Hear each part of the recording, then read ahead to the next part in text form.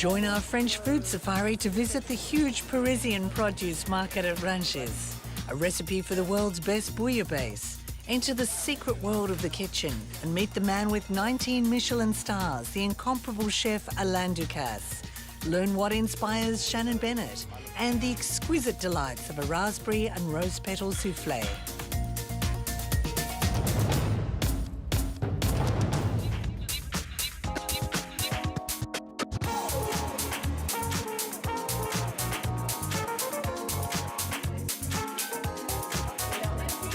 They say that the mark of a civilization can be gauged by its culinary sophistication. And there's no doubt that France is considered highly sophisticated when it comes to food. Over hundreds of years, French cuisine has been nurtured and refined by a number of gifted chefs who've created works of pure genius. In this series, you'll learn more about the level of dedication needed to get every aspect of food absolutely perfect. You'll meet the best bakers and producers of cheese and charcuterie, respected providores who view their role as a profession rather than a job, restaurateurs and chefs who excel in their art.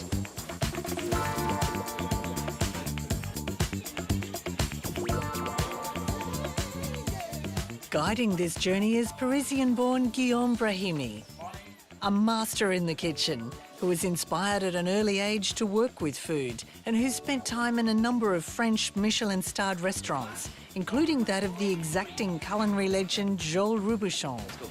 Ordering 7 people, please. A crab, a prawn, a scallops, half a dozen.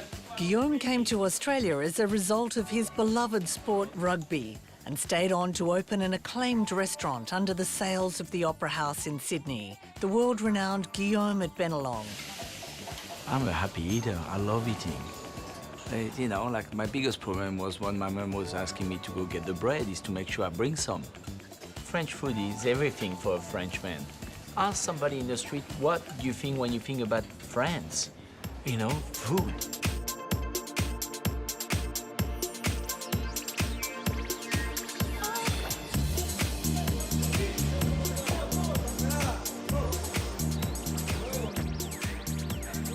Our safari into French food starts at the world's largest wholesale food markets on the outskirts of Paris. Every night, the huge Ranges market pumps with activity.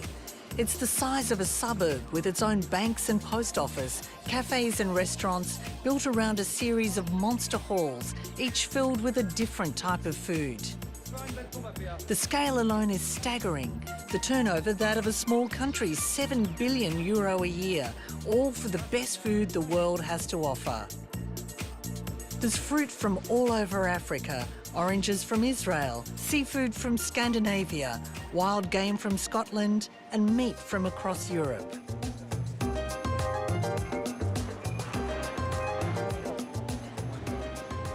So Maeva, this is all this beef from all around Europe. But we in the sector here, they're all French cows. Actually, you have like a postcard of where they're from? Well, actually, it's more than a postcard. This is a passport. So each beef got their passport. Really? When I say that tell you what sort of cows it is, when date of birth. Wow. Okay? It's enormous. The date he was killed, the signature of the grower. But hey, I'd be pretty happy with a steak of that. Alive, not fresh, I love a Sydney fish market, who's quite amazing, but hey, look at that. Look at that, how big that goes. It's enormous. Most of these fish will be caught the last 24 hours and be sold by the way, it is 3:30 in the morning. It is 3:40 in the morning. I think we need to mention that. But what you see here today is on the plate at lunchtime. At lunchtime, yeah. And the exciting part of it is by 6 a.m. there's nothing left. Wow. So snapper. Ah, but they have snapper. A darker look. Yeah, Look, this guy's got little dark eyebrows. The radar, but they are coming from Spain. But look at the salmon. Yeah, beautiful. That's lovely. And you came here as a young chef. This was part of what you did. That's right. When I was 14, I come here with one eye open. And, you know, the smell here, it smells like you've just been fishing. It's, And we don't have this sort of John Dory. Look at that. This John Dory is being caught by line. Look at Wow. that. Look at this fish. It's just... This is something we dream of in Sydney. Look They're at that. amazing. They're still alive. Look, that's... It's fresh smelling of the sea. This is unbelievable. How would you cook those? Oh, firstly, the first one, I would just slice them raw with Yeah. a touch of hazelnut oil and an endive salad. Nice. Oh, beautiful. And where are they from, Pascal? Elles viennent d'où, ces coquilles Saint-Jacques? Normandie, celle-ci. Normandie. Normandie. Okay. Maeva, you must see that. That is so ugly. But so beautiful. Tell me what these things are. Bulot. Bulot. Like And sea snails. Sea snail, and they're fantastic steam. In Australia, I fight with my seafood supplier to find some rouget, babounia. But look at them. They're Look how lovely. perfect. So how do you tell if it's fresh? Can Comment we vous see? savez que c'est frais? Ici, là, dans la... Oh, regarde. ça, Ouais. Ah, yeah, yeah. c'est rouge. Et ça sent bon. Rouge. Ça sent bon. Et ça sent bon. That smells good. Yeah, yeah. This is the red label of oysters, Maeva, and it doesn't get any better. Wow. Look at that. Okay. Merci, Mathieu. Off you go. Breakfast of champions. Oh, c'est bon. Wow. Look at that. The sea urchin, man. And where have these come from? Ça vient d'où, ça, monsieur? Iceland. Iceland. Iceland. No. Oh my gosh. Look at that. So you eat them raw. Raw, just like that. Merci. Sea urchin at 4 a.m., Guillaume. Yeah, it doesn't Yeah, get yeah, any yeah. better. Okay. Santé. Cheers. Unbelievable. It's custardy. That is beautiful.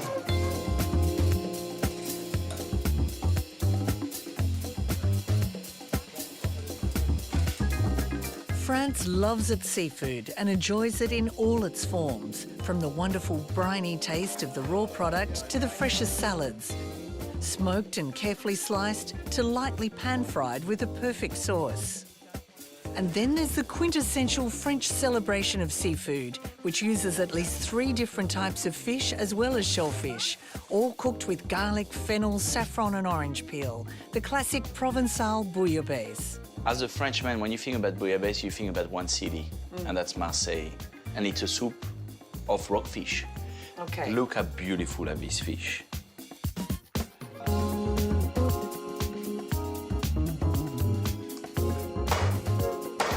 So, red mullet or rouget? So you're not chopping bite-sized pieces, you're just Yeah, you chopping. just want to chop it. You want the meat. My rock cod. Are we going, man? Okay. I don't think I've seen you being quite so violent with your prep ever, Guillaume. Well, You feeling okay now? I'm good. It's all out? Good stress relief. My leather jacket. There we go. Done. Okay? That's it for the violence. The violence.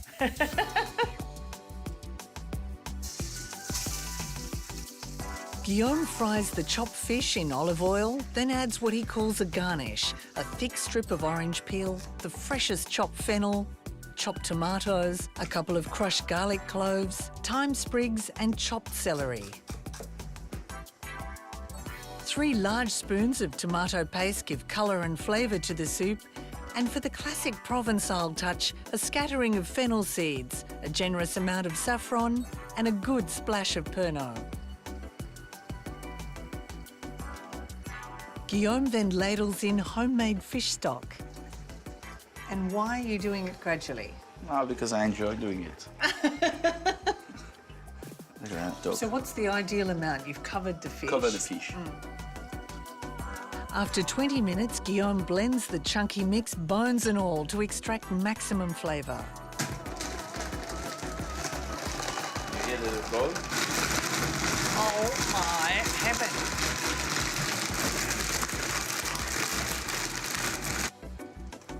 It smells so amazing. Wow.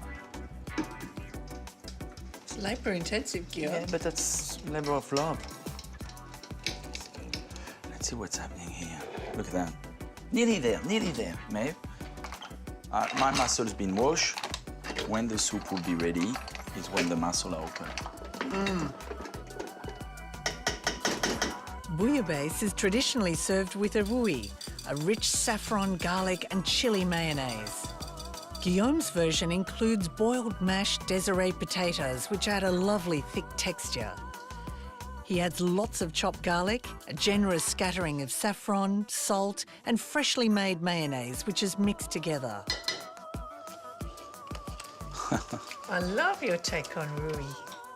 Using slices of bread toasted in the oven, Guillaume slathers on the rouille. The bouillabaisse is assembled using even more seafood, pearly scallops from Queensland and some already picked crab meat from Western Australia. The mussels and soup added, then chopped parsley and the rouille.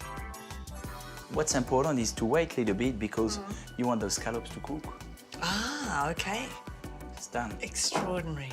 Bon That is appétit. really, it is beautiful. Get a little bit of crab meat too. Can't wait, sorry.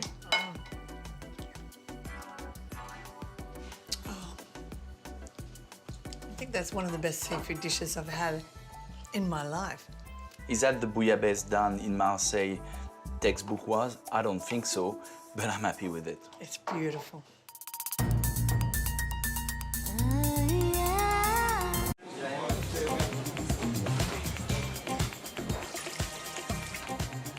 A French commercial kitchen preparing for service is a bit like an army readying itself for battle. The structure actually modelled on the military by gifted chef Auguste Escoffier in the 19th century. Only 2 marine, a crab, a scallop, follow a dory and a wagyu, please. He decided a strict chain of command was imperative. The equivalent of general is the executive chef or chef de cuisine. Next in line, the sous-chef or deputy chef, and then a number of chefs de partie who oversee different workstations in the kitchen and have chefs and apprentices working under their command. A great example of a finely honed kitchen is at the famed Plaza Athénée in Paris, serving the restaurant of acclaimed chef Alain Ducasse. Guillaume, we're in Alain Ducasse's kitchen in the centre of Paris just before showtime. The pressure's going to be on in about an hour. Really? And look impeccable, like they're touching, they're cleaning up everything. They spend the whole day for the 2 hours of service who's going to come. Alain Ducasse is without peer in the culinary world. He owns 27 restaurants in 8 countries and currently holds 19 Michelin stars, more than any other chef in history. La haute gastronomie française, ça permet de mettre en avant l'excellence des produits français et le savoir-faire français. Et l'excellence du savoir-faire français, c'est quand même la haute gastronomie. Mais l'histoire, il ne faut pas l'oublier, ça permet d'avoir de bonnes racines pour grandir mieux. Et d'être fier de nos racines. Et de grandir mieux. Il ne faut pas oublier les racines pour mieux grandir. Il faut continuer à faire une proposition actuelle de nourriture sans oublier d'où on vient. Quelle est la relation entre le français et la haute gastronomie? D'abord, le français, à table, il parle de ce qu'il a mangé la semaine dernière, de ce qu'il est en train de manger et de ce qu'il va manger la semaine prochaine. Et après, il parle de politique et de femmes. But that's the essence of life, isn't That's it? c'est l'essence de la vie. Hein. Ouais. Et we drink, also. We drink, and we drink good wine. Beautiful wine. Ah. That's very important. Ça, ce qui est important, la manière de manger les Français, c'est qu'en face de la nourriture, ils boivent. On boit du vin et on boit bon. Et un peu beaucoup aussi, mais... And does all that activity inspire him, or Yeah. Ouais. Everything is an inspiration. C'est clair. Il faut lui dire qu'un chef, c'est très égoïste. Ça travaille pour lui d'abord, pour son plaisir. Et après pour son ego. Et après pour les clients. Despite having a team trained to the highest level and being able to create incredibly elaborate food, what's important now to Alain Ducasse is a determination to return to simple flavours.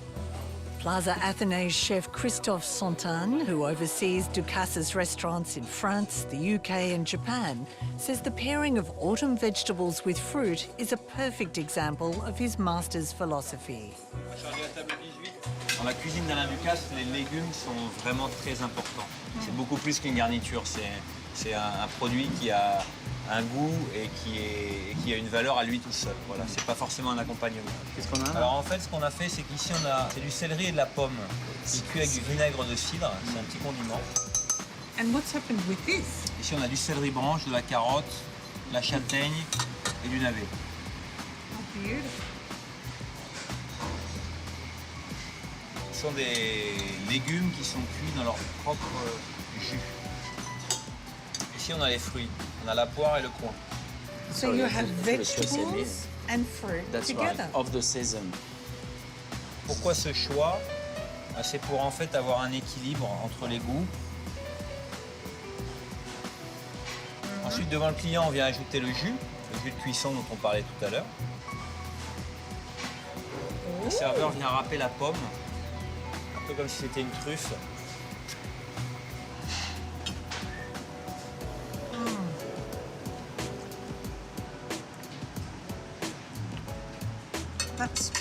It's sweet and tart and vegetable and that is a very clever dish.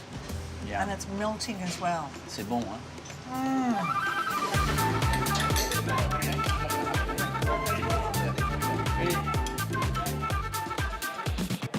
Halfway across the world, Australia's French-trained Shannon Bennett is also inspired by bringing out the best of the sweet, natural taste of vegetables.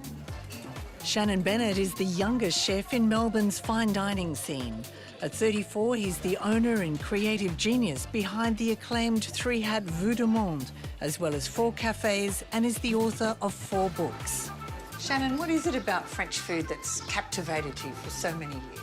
I think it's just the challenge of reproducing so many great classics that technically are so difficult to reproduce, and the history that's associated. I just love reading about old chefs, and there's something about, the challenge.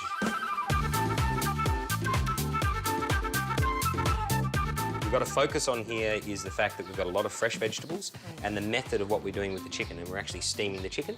Now, the French would normally poach something. And so when we steam, I think we just get a lot more delicate flavours that come through and a lot more beautiful eating experience. So we're going to now steam that for around 50 minutes. So you've got a finely diced onion. I've got about, 1 large tablespoon there. I've got my chopped capers here. I've got some chopped parsley. I really love tarragon, so I want to use all that I've got here. It's a beautiful flavour, isn't it? It's really Yeah. French. I'm going to add a bit of salt. Shannon then squeezes cooked egg whites through a potato ricer. It adds, I suppose, what you would call a nice little restaurant touch to the dish.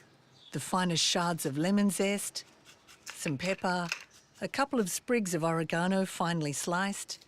Sort of almost a salsa, isn't it? It is. It's actually great with cold meats. Oh, beautiful. And traditionally, yes, served with cold ham. Ah. And a generous amount of olive oil. A really good quality extra virgin olive oil. Southern France. We can get a little bit of juice out of this. A good squeeze of lemon, and he mixes it all together. Next step, what we're going to do, concentrate on the vegetables. So most people think of cooking beetroot, but it works really well raw and fine. Oh, definitely, definitely. I think Alain Ducasse and chefs like this are the people that introduced this style of cookery nearly 15 years ago. So I've got a golden beetroot here now. And you can really smell that earthiness from these beetroot. OK, Maeve, we're all ready now to take the chicken out. It's 50 minutes goes pretty quickly. It sure does. We rest this now for about 10 minutes. In the juices? In the juices, carrots, and I've got... Shannon uses 3 varieties of baby carrots and steams them for 3 minutes before adding a little butter and salt. And, you know, they look inviting enough just to eat them like They sure do. Yeah. The potato to accompany the chicken is the Jersey Royal variety, which has been cooked to tender and sliced, sprinkled with salt and fried in rendered chicken fat to golden perfection. Gosh, those look like very high-grade chips, Shannon. Yeah, they are, aren't they? That's a good way of looking at it, actually, mate. I didn't think of that. High-grade chips. In the same pan, Shannon toasts coarse breadcrumbs with some butter to add texture and crunch. Now, this is part of the traditional grenobloise with breadcrumbs. And then we've got our egg yolks. We're going to put them through the ricer. Then we're going to add our different varieties of raw beetroot, They really look red. like petals, don't they? They're Yeah, beautiful. and voila, here we have chicken grenobloise, the very, very modern French way. Looks sensational.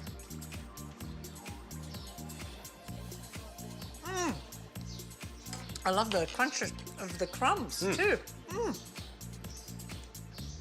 Very subtle, but you taste freshness in your mouth. The tarragons are lovely. Yeah. It's herb and the texture of the chicken's amazing. Ah, thank you. Delicious.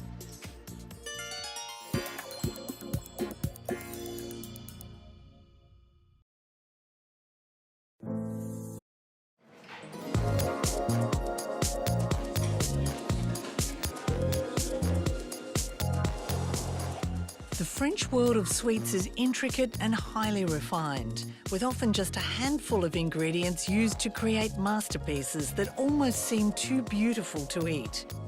The key, like much of French cuisine, is not about abundance but excellence. Skilled craftspeople working to make some of the world's best sweets that look and taste simply heavenly. Soufflés are a perfect example of the French mastery of sweets, something chef Vincent Guérin has honed and perfected.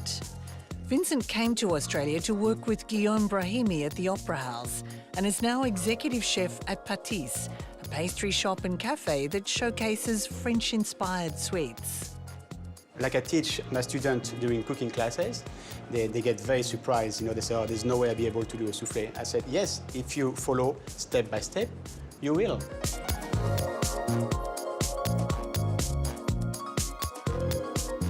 Copper is perfect for cooking soufflés and needs to be well buttered. Vincent then adds crushed freeze-dried raspberries to coat the base and sides. How good your soufflé is going to look. That's beautiful. Then I'm going to simply doing a little sugar syrup. I've got 30 grams of caster sugar and 10 grams of water. Okay? So basically, you do a very light syrup. He adds raspberry puree, then corn flour mixed with lemon juice and stirs until it thickens. So this is your base for the soufflé. Right? Vincent then whisks 4 egg whites. See this? Where you can do a ribbon. This is a good stage. So to that's actually before soft add. pick. Exactly. Then Okay, caster sugar. 1 tablespoon of caster sugar. Then keep on mixing. And how do you know if your meringue's done? It's very simple. Hey, Nice and easy. that's good. Then, a little bit of egg white. Mix it thoroughly. And so you're not trying to be very gentle and fold it in. Not at this stage. This mixture, go back to the first mixture you just did. So you fold it nicely. You have to be very, very gentle. Okay? Your mixture is done. Can you see? Nice and shiny. Yep. Then straight into the mold, or just to the top, and then we're gonna flat it out with a spatula knife. Give a little tap, okay, to make sure all your mixture goes straight to the bottom. And all you have to do is flat it out. See, so far it's pretty easy, isn't it? Bain-marie, So this is cold water. which is cold water. So a preheat oven, obviously, 200 degrees. It will take approximately 10 to 12 minutes to bake. You're looking very proud about this. Well, soufflé, it's like crème brûlée, crème caramel, chocolate éclairs. But you would have made thousands of these, but you still get a I thrill. still get the kick out of it. Yes. Really? Yes. That's good. Okay. So what I do, I put a little bit of icing sugar on it, little raspberry right on top, a rose petal. You wait for the, oh my God, wow, yes.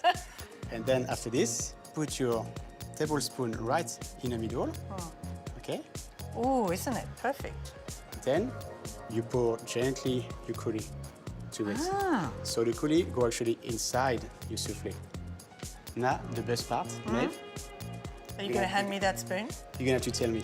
Okay. Okay. Just Wow. dig into it and Look please how let me- light it is. Now I feel the pressure. Oh my God. Oh, it is so light. Is it? It's so beautifully raspberry, but it's like angels made it. I love it. See, it's a simple dessert. It is. Happiness. That's It what melts makes on me your dessert. tongue. It's beautiful. In our next French safari, beautiful